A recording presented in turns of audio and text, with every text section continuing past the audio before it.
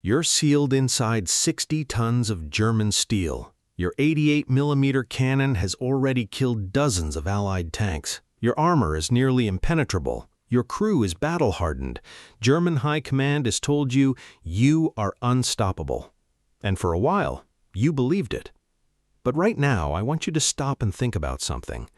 What is the one thing that no amount of armor in the world can protect you from? Drop your answer in the comments, because by the end of this video, you're going to realize the Germans never saw the real threat coming, not once. It's the summer of 1944.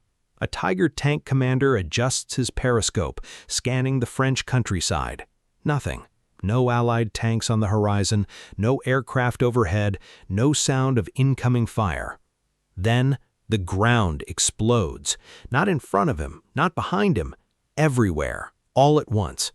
The shockwave shatters his optics, the concussion ruptures his eardrums, and before a single member of his crew can react, his invincible Panzer is a burning wreck sitting in a crater. He never saw a single enemy soldier. So what just happened? Here's what frustrates me about most World War II documentaries. They spend hours debating armor thickness, Tiger versus Sherman, Panther versus Churchill, as if the war was decided by who had the heaviest machine, but they almost completely skip over the weapon system that actually broke the back of the German military. The Americans didn't win by building a better tank. They won with mathematics, radios, and one of the most closely guarded secret technologies of the entire war. A fuse so dangerous that the U.S. government protected it with the same level of secrecy as the Manhattan Project. This is the story the history books skim over. This is the real reason German generals like Heinz Guderian and Erwin Rommel, in their own post-war memoirs, admitted they never found an answer to American firepower. This is the story of the U.S. field artillery and how it didn't just defeat panzer divisions, it erased them. Now, to understand why this was so revolutionary, you have to understand the mindset of the German tank commanders. When American forces landed in Europe, their standard tank was the M4 Sherman, reliable, fast, and built in numbers that boggled the imagination. But in a straight head-to-head duel against a German Panther or Tiger, the Sherman was at a serious disadvantage, and the Germans knew it. Panzer commanders moved through Normandy with enormous confidence. Their machines were heavier, their guns were longer, their armor was thicker. In their minds, they owned every piece of ground their tracks touched. They believed American soldiers were inexperienced. They believed American military success was built purely on mass production, quantity over quality. They even joked about it. But here's the thing, and I want you to really let this sink in. The Americans never intended to fight that battle. While German commanders were obsessing over frontal armor and gun caliber, American military doctrine had already arrived at a completely different conclusion about how modern war is actually won. You don't need a 60-ton tank to destroy a 60-ton tank. You need a guy with a radio, a topographical map, and a direct line to the U.S. field artillery. Because the Americans weren't planning to shoot at the front of the Tiger tank. They weren't planning to shoot at the tank at all. They were going to drop thousands of pounds of high explosives directly onto its roof from miles away before the crew even knew they'd been spotted. And the system they built to do that was, quite honestly, one of the most brilliant military innovations of the 20th century. It was called the Fire Direction Center, the FDC. Now, think about what cloud computing looks like today. The ability to connect thousands of different systems instantly, pool their resources, and direct them toward a single task in real time. The FDC was the 1940s version of exactly that. In the German and Soviet armies, artillery was rigid. A gun battery covered its sector, and that was it. Redirecting fire meant hours of pre-planning, laying telephone wire, physically repositioning guns, waiting for approvals to move up the chain of command. By the time the order came through, the target was long gone. The Americans built something fundamentally different. Their system was a fluid, interconnected network tied together by lightweight field telephones and advanced FM radios. And at the center of that network was one of the most underappreciated soldiers on the entire Western Front, the forward observer. Often a young lieutenant, alone, hidden in a church steeple, pressed flat in a muddy foxhole, or crawling on his stomach through a Norman hedgerow, this one man could spot a column of German panzers miles away and do something no German artillery officer could do as quickly or as efficiently. He could call all of it in at once. Not just his 4 assigned guns. Through the FDC, a single forward observer could request fire from his entire battalion, his division, the corps, or if the situation demanded it, an entire army group's worth of artillery, all directed at a single point on the map. Inside the FDC tent, soldiers working with slide rules, protractors, and plotting boards calculated firing solutions in seconds. Within 2 to 3 minutes of that forward observer whispering into his radio, dozens of artillery batteries scattered across miles of French countryside would silently adjust their elevation, correct their aim, and wait for the command.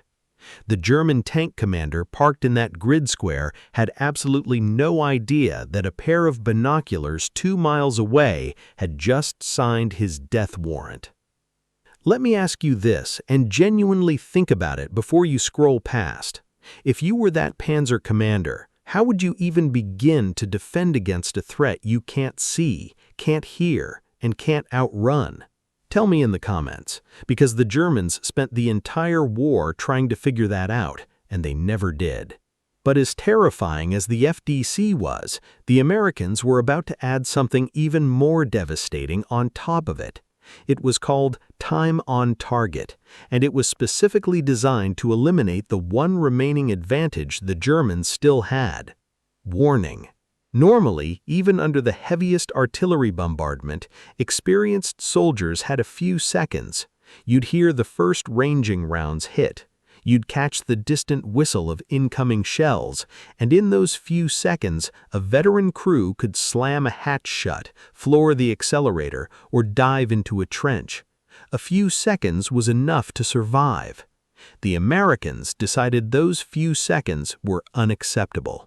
Using synchronized stopwatches and precise flight time mathematics, the FDC coordinated every gun in a sector to fire at different moments, calculated so that every single shell, regardless of the size of the gun or the distance it was fired from, would arrive at the target at the exact same millisecond. The massive 155mm howitzers, firing from 10 miles out, would fire first. Seconds later, the 105mm guns at 5 miles would fire.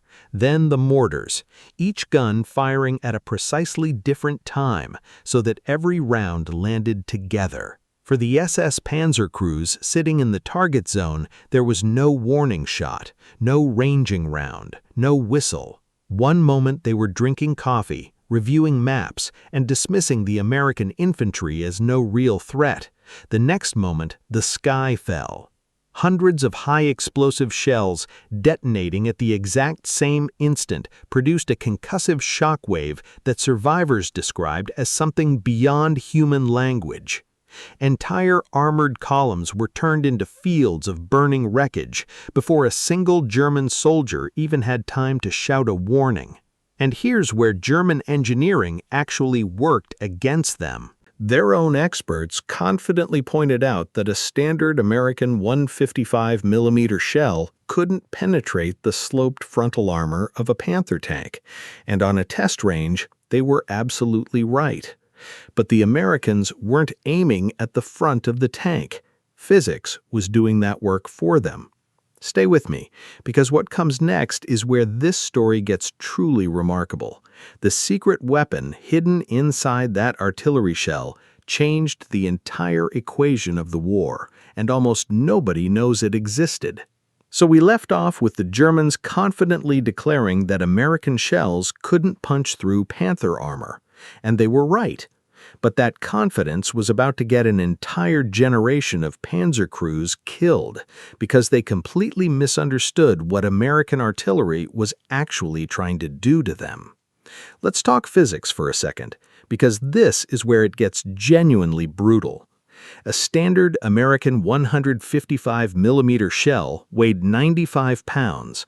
Packed inside was over 15 pounds of pure TNT, or Composition B explosive. Now imagine that shell detonating just 3 feet from your tank. You don't need to penetrate the armor.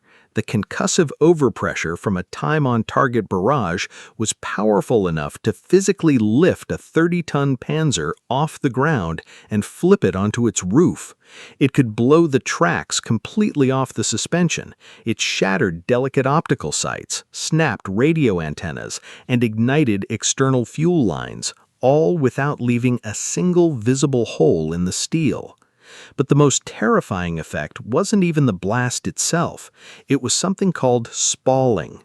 When that shock wave slammed into the outside of the tank, the kinetic energy didn't just stop at the surface, it transferred straight through the steel. And when it reached the interior side of the armor, layers of metal would flake off at high velocity, turning into jagged shrapnel that ricocheted around the inside of the crew compartment like a shotgun going off in a phone booth. When American infantry advanced after a TOT barrage, they regularly made a discovery that stopped them cold. German Tiger tanks sitting completely upright in the mud. No visible damage, no holes, no burns. But when they cracked the hatch open, every man inside was dead. No wounds from penetrating rounds, no fire damage. The concussive pressure wave had simply ruptured their lungs and burst their eardrums. The machine was perfectly intact. The human beings inside had been destroyed by physics alone. Think about that for a moment. Does that change how you think about what invincible armor actually means in modern warfare? Let me know in the comments, because this is one of those details that most people genuinely never hear about. Now, while the forward observers on the ground were already terrifying the German military, the Americans introduced something even more psychologically devastating from the air. And it wasn't a P-47 Thunderbolt, it wasn't a dive bomber, it wasn't a heavy escort fighter. It was a tiny, unarmed, fabric-covered airplane with a top speed of 85 miles per hour. The Piper J-3 Cub, designated the L-4 Grasshopper by the U.S. military. These fragile little airplanes were flown by artillery spotters. No weapons, no armor, just a pilot, a radio, and a map. They'd drift low and slow over the battlefield, watching everything below them with a quiet, unhurried patience that the Germans found absolutely maddening. And here's the part that I think perfectly captures just how completely the Americans had gotten inside the German military's head. German commanders issued a standing order to their anti-aircraft crews and infantry units across the Western Front. Do not shoot at the little planes. Not because the planes were harmless, exactly the opposite. The Germans learned, the hard way, repeatedly, that the moment a machine gun opened up on an L-4 Grasshopper, the pilot would instantly spot the muzzle flash. Within 3 minutes, an entire grid square of American artillery would cease to exist. So the mighty German Wehrmacht, the same military machine that had conquered most of Europe in under 2 years, would order Panzer columns to stop their engines, pull under the tree line, and sit in absolute silence, holding their breath until a man in what was essentially a flying lawnmower drifted lazily out of sight. I genuinely want to know, what do you think that felt like for those Panzer crews? Commanders who had been told they were the masters of the battlefield, hiding under trees from a fabric plane doing 85 miles an hour? Leave your thoughts below, because the psychological dimension of this story doesn't get nearly enough attention. But as effective as the high explosives were, and as demoralizing as the grasshoppers were, the Americans were saving their most devastating innovation for late 1944. It was so advanced, so sensitive, and so strategically valuable that the U.S. military initially banned it from being fired over enemy-held territory. The fear? That a dud shell might land intact, the Germans might recover it, reverse engineer it, and use it against Allied troops.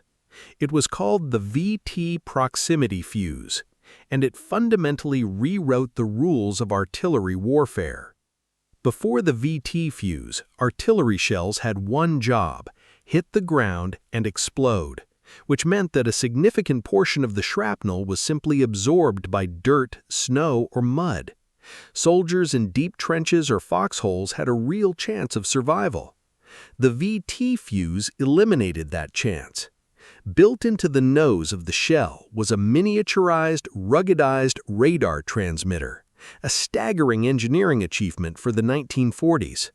As the shell fell toward Earth, it continuously bounced radio waves off the ground below it. The moment it detected it was exactly 50 feet in the air, it detonated, automatically. What followed was a perfect, inescapable 360-degree cone of razor-sharp shrapnel raining straight down from above. Trenches offered no protection. Foxholes offered no protection. The shrapnel came from above, not from the side. There was nowhere to go. And then came the Battle of the Bulge, December 1944, Hitler's last desperate gamble in the Ardennes. Tens of thousands of elite German infantry pushing alongside their remaining Panzer strength in a massive surprise offensive through frozen forest and fog. It was exactly the kind of terrain and weather that was supposed to neutralize American air power and artillery spotting, and for a few terrifying days it worked. But when the weather cleared and when the American artillery finally unleashed VT proximity fuse airbursts over the Ardennes forest, the frozen pine trees themselves became weapons. The airbursts detonated above the tree canopy, and the shock wave shattered the trees into high-velocity wooden shrapnel that tore through the German infantry in the open. Entire units were shredded not just by steel, but by the forest itself. And suddenly, the Panzers were alone. No infantry screen to protect them from flanking bazooka teams, no supporting foot soldiers to clear the tree lines, just tanks sitting in frozen fields, blind and exposed, with American infantry closing in from every direction. The master race mythology, built on decades of propaganda about German martial superiority, wasn't dismantled by a better tank or a braver soldier. It was mathematically, technologically, and industrially demolished. The German High Command spent the entire war chasing the wrong answer. They built the Tiger, they built the Panther, they built the King Tiger, the heaviest tank to ever see combat in the war. Thicker armor, bigger guns, heavier steel. And none of it mattered, because they fundamentally misunderstood what the Americans had figured out years earlier, that the future of warfare had nothing to do with the size of the steel box you drove across a field. It had everything to do with the speed of your communication network. A 20-year-old American lieutenant, face down in a muddy foxhole, whispering coordinates into a field telephone, was more dangerous to a Panzer division than any tank the Germans ever built. If a German armored column parked in a forest, the U.S. Army didn't send tanks in after them. They didn't plan a costly infantry assault. They called the Fire Direction Center, removed that grid square from the map, and walked over the ashes the following morning. The myth of the invincible German Panzer didn't die at the barrel of a bigger gun. It died in the math. So here's my question for you, and I genuinely want to read your answers in the comments. Which do you think was the bigger game changer? The Fire Direction Center, the VT proximity fuse, or the psychological terror of that tiny L4 grasshopper? Vote below and tell me why. The comment section on this one is going to be fascinating because reasonable people are going to completely disagree, and I want to see the debate. And if you want to see how that same American confidence played out when arrogant SS officers tried to demand special treatment inside POW camps, the next video is going to make your jaw drop. Click it now.